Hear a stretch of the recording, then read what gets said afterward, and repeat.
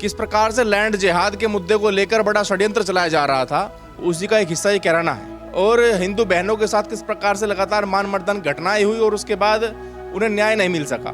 लेकिन 2017 में ये हिंदूवादी सरकार बनने के बाद उस सभी घटना को विराम मिला।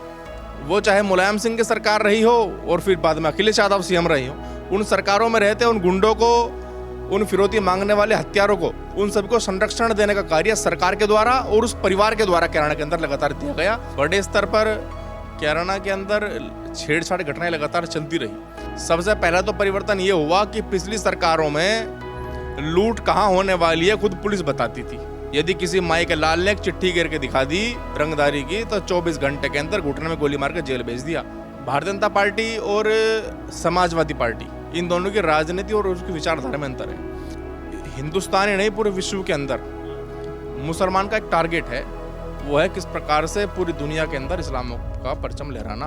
बाबर, औरंगजेब, अकबर ये सब प्रयास करते रहे और अब बाबर औरंगजेब तो खत्म हो गए, लेकिन अभी बहुत सारे छोटे छोटे बाबर औरंगजेब घूम रहे। इस सरकार के आने के बाद, इस हिंदूवादी विचारों की सरकार के आने के बाद उन लोगों ने सुरक्षा के वातावरण का अनुभव किया और सुरक्षा के वातावरण का अनुभव करने के बाद वे दोबारा कैराना में लौटे भी। यहाँ से बहुत सारे परिवार हैं। नमस्कार, मैं हूं केशव मलान और आज हम मौजूद हैं शामली शहर के अंदर। शामली शहर एक बड़ा ही चर्चित रहता है और कई बार विवादों में रहता है, लेकिन आज हमारे साथ एक ऐसे शख्स मौजूद हैं जिन मुद्दों को लेकर के अक्सर शामली और कैराना, क्योंकि नज़दीक हैं, पास हैं, जो चर्चित रहता है और विवादित भी रहता है। चाहे वो पलायन का मुद्दा हो, चाहे वो धर्मांतरण का मुद्दा हो, चाहे लव जिहाद का मुद्दा हो, चाहे फिर आजकल इन दिनों जो एक पीर को लेकर के जो मुद्दा दिल्ली में चल रहा है उसको लेकर के हो। इन्हीं तमाम मुद्दों पर बातचीत करेंगे। हमारे साथ हिंदूवादी चेहरा विवेक प्रेम जी मौजूद हैं। आइए बात करते हैं। विवेक जी, बहुत बहुत स्वागत है हमारे चैनल पर। जी धन्यवाद। सबसे बड़ी बात है कि मैं बात करूं कि कैराना आपके सबसे नज़दीक आता है। कैराना की अगर बात करें तो कैराना 2016 में चर्चा में आता है और पूरे देश में अचानक से चर्चा में आता है पलायन के मुद्दों को लेकर के। भले ही चर्चा वो अलग थी, लेकिन कितना दुखद था वो। ये सिर्फ घटना 2016 की नहीं थी, ये तो समझिए कि 15-20 साल से, और कैराना ही नहीं पूरे देश के अंदर एक बड़ा षड्यंत्र वो जो कश्मीर से शुरू हुआ था और वो चलता चलता कैराना तक पहुंचा। इस देश के अंदर सांप्रदाय विशेष के एक बड़ी आबादी के द्वारा किस प्रकार से लैंड जिहाद के मुद्दे को लेकर बड़ा षड्यंत्र चलाया जा रहा था, उसी का एक हिस्सा ये कैराना है। 15-20 वर्षों से लगातार कैराना के अंदर एक गुंडों का परिवार है और कभी उनके बड़े विधायक सांसद हुआ करते थे। आज उनका एक लड़का है नाहिद हसन, अब वो गुंडों को उनका सरगना है। उस गुंडे परिवार के द्वारा पूरे कैराना के अंदर जिस प्रकार से लगातार 15-20 वर्षों तक हिंदुओं के साथ और हिंदू बहनों के साथ किस प्रकार से लगातार मान मर्दन घटनाएं हुई और उसके बाद उन्हें न्याय नहीं मिल सका, उनकी भूमियों को कब्जा लिया गया। कई बार हत्याएं और लूट जैसी घटनाएं हुई, लेकिन हत्याओं और लूट जैसी घटनाओं के होने के बाद भी उस परिवार को, उस पीड़ित परिवार को न्याय नहीं मिल सका। ये सब एक षड्यंत्र था। उस सब षड्यंत्र के चलते वहाँ से हिंदू लगातार छोड़ता आ रहा था।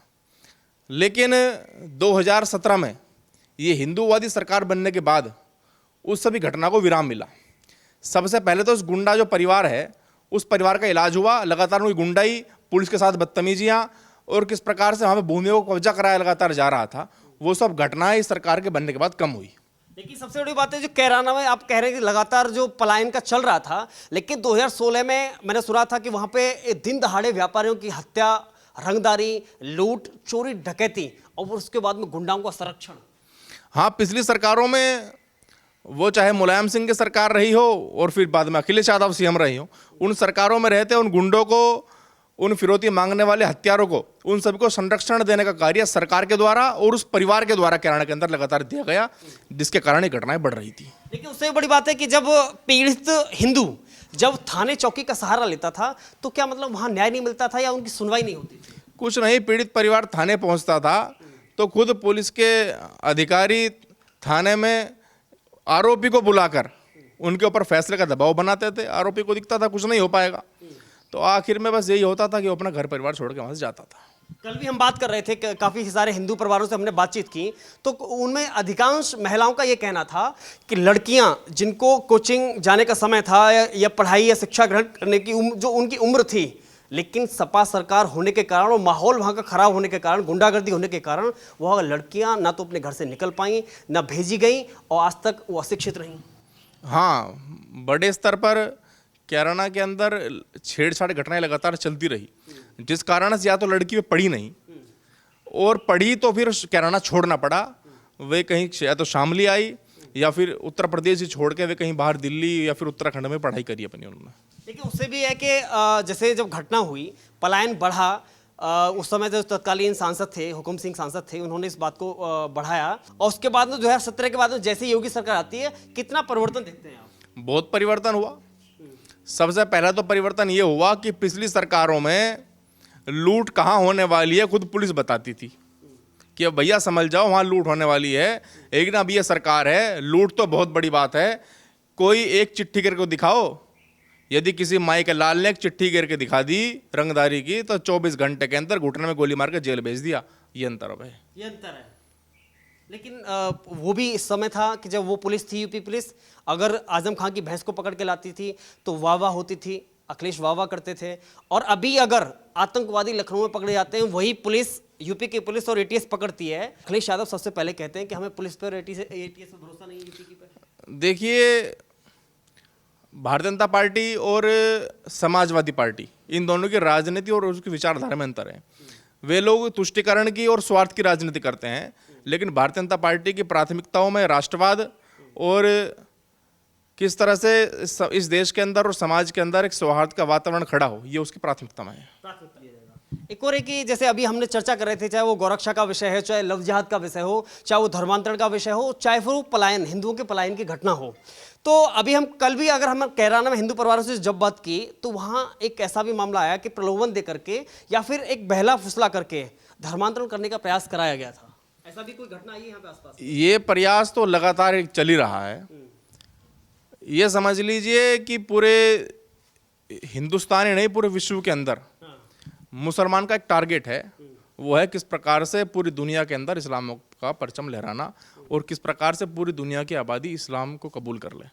इसके लिए बाबर, औरंगजेब, अकबर ये सब प्रयास करते रहे और अब बाबर औरंगजेब तो ख़त्म हो गए, लेकिन अभी बहुत सारे छोटे छोटे बाबर औरंगजेब घूम रहे, ये लगातार प्रयास कर रहे हैं। बहुत सारी घटनाएं आए दिन सामने आती हैं और पूरे देश की तो आप मेरे से अधिक जानते होंगे, लेकिन मैं शामली और आसपास के क्षेत्र की बात करूं तो लगातार आए दिन घटनाएं शामली में और आसपास देहात के गाँव में, कभी किसी लड़की का लालच देकर, तो कभी पैसे के लालच देकर, कभी काम धंधे का लालच देकर लगातार ये लोग धर्मांतरण का प्रयास कर रहे हैं। और कई बार ये देखने भी आता है कि प्रयास सफल भी होता है, फिर बहुत प्रयास करने के बाद, समझाने के बाद उस सबको वापस ला पाते हैं। लेकिन कई बार घटनाओं में ऐसा होता है कि एक दो घटना ऐसी होती हैं वापस भी नहीं ला पाते।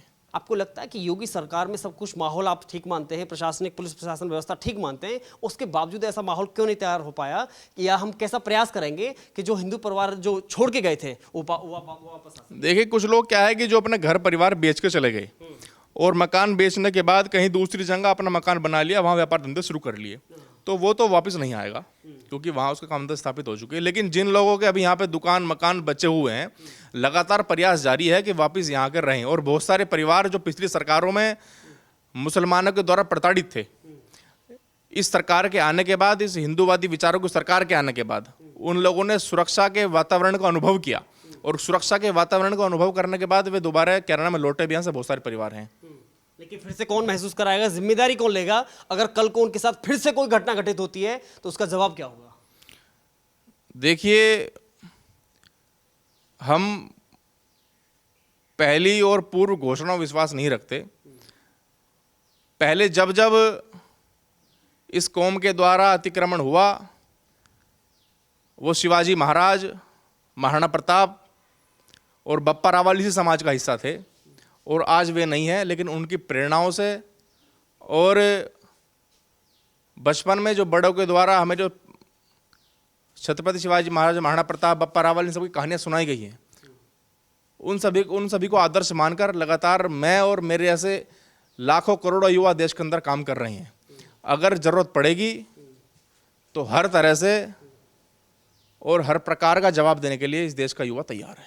आखिरी सवाल, इलेक्शन है 2022 का, यूपी इलेक्शन है, वर्तमान में योगी सरकार है, आप कैसे देखते हैं सरकार क्या वास्तव में फिर से दोबारा आएगी या फिर कहीं ना कहीं अखिलेश या अजय चौधरी का गठबंधन सफल होगा? बिल्कुल सफलता किसी को उन सबको नहीं मिलने वाली। पहली सरकारों में मैंने अभी बताया आपको किस प्रकार से लगातार हिंदू बहनों का मानमर्दन करने काम हो रहा था, किस प्रकार से व्यापारियों की हत्या हो रही थी और पूरे प्रदेश के अंदर कैसा गुंडागर्दी का और किस प्रकार का माहौल लगातार था। और इस सरकार के आने के बाद किस प्रकार से लगातार धड़ाधड़ एनकाउंटर और कैराना के उन तथाकथित नेता जो लगातार कहते थे कि यहाँ तो हम ही राज करेंगे और किस प्रकार से वे हिंदुओं को परेशान करने का काम कर रहे थे, उन नेताओं को किस तरह इलाज होते देख रहे। तो जनता ने जिन मुद्दों को लेकर भारतीय जनता पार्टी को चुना था, उन सभी मुद्दों पर ये भारतीय जनता पार्टी की सरकार खरी उतर रही है। और जनता में विश्वास, जिस विश्वास के साथ जनता ने वोट दिया था, वो विश्वास लगातार बना हुआ है। तो पुनः प्रदेश के अंदर भारतीय जनता पार्टी सरकार बनेगी, इसमें कोई दो राय नहीं है।